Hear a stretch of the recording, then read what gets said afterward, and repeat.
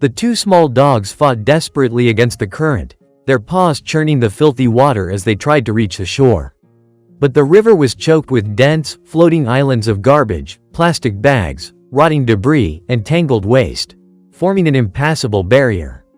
The water itself was dark and viscous, its foul stench so overpowering that passers-by instinctively covered their noses in disgust. Their eyes, wide with terror and exhaustion, locked onto their owner, a girl standing safely on the riverbank. But instead of rushing to their aid, she wrinkled her nose in irritation. "You're disgusting now," she spat, her voice dripping with disdain. "I don't want you anymore." Without a second glance, she turned her back and walked away, leaving the two helpless creatures to their fate. Their desperate whimpers echoed across the water, but no one moved to help. The onlookers murmured in disapproval, their faces twisted with pity and anger.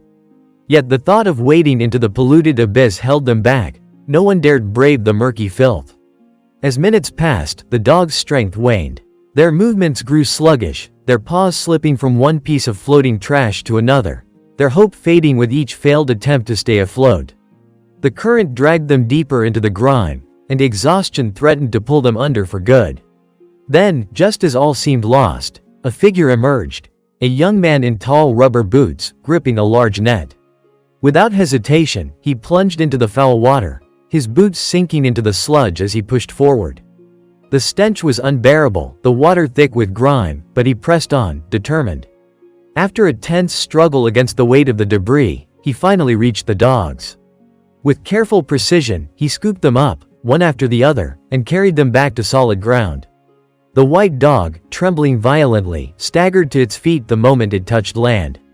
It shook itself violently, sending droplets of dirty water flying, then turned its round, glistening eyes to its rescuer. The black dog, however, lay motionless, its sides heaving with labored breaths, too weak to move.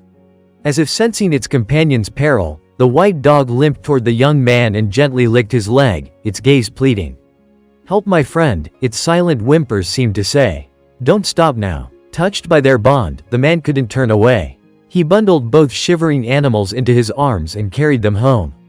There, under a stream of warm, soapy water, he washed away the grime and filth, his hands working gently through their matted fur.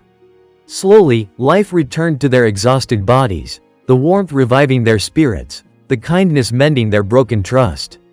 By the time the sun hung high in the sky, the two dogs lay side by side in the man's yard, their coats clean, their bellies full. The white one stretched lazily, basking in the sunlight, while the black one rested its head on its paws, finally at peace.